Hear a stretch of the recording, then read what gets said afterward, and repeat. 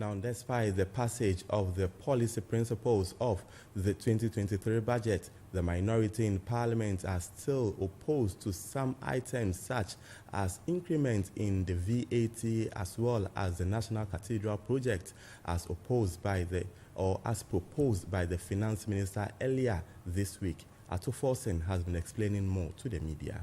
Yesterday's approval of the budget principle does not constitute approval of the budget. So, for the records, the budget has not been approved yet. There are processes, approval processes. First, there's the need for Parliament to debate the principles of the budget and consider approval. Subsequently, Parliament, after debating, voted on the principles and got it approved.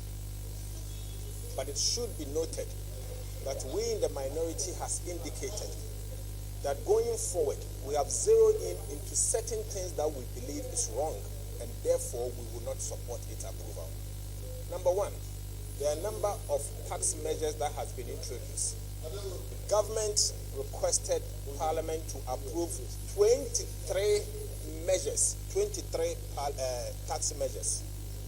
We have noticed that out of the 23 measures, 2 of them are measures that we cannot support.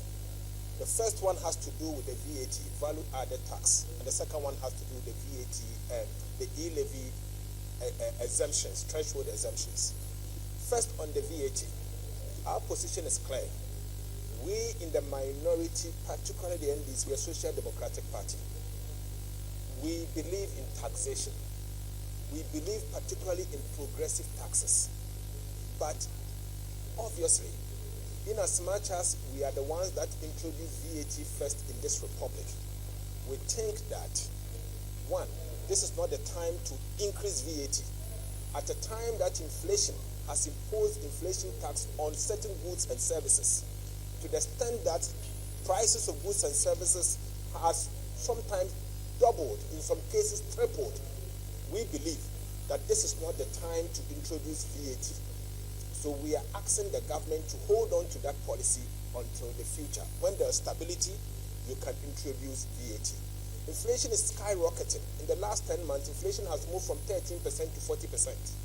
So obviously, cedis has depreciated badly. Now the government is telling us that they are going to introduce benchmark value discount, remove the discount. Obviously, that will result in an increase in duties. So this isn't the time to impose VAT on additional VAT on the people of Ghana. So we zeroed in that, and obviously that is our position as a caucus, and we will object to it. And we will vote first from the committee and second on the floor. We have also said that, in the government's own words, they indicated to us during the e-levy debate that poor people will not be made to pay e-levy, obviously because their income is not good enough. And so therefore government intended to exempt them. And so they introduced a threshold of 100 Ghana cedis. But let it be noted that this 100 Ghana cedis, at the time they introduced e-levy to today, the value of the 100 cedis has been eroded because of inflation and the cedi depreciation and other things. So even if you were to look critically at the 100 cedis, the value of the 100 cedis yesterday, at the time they introduced, is about 40 cedis today.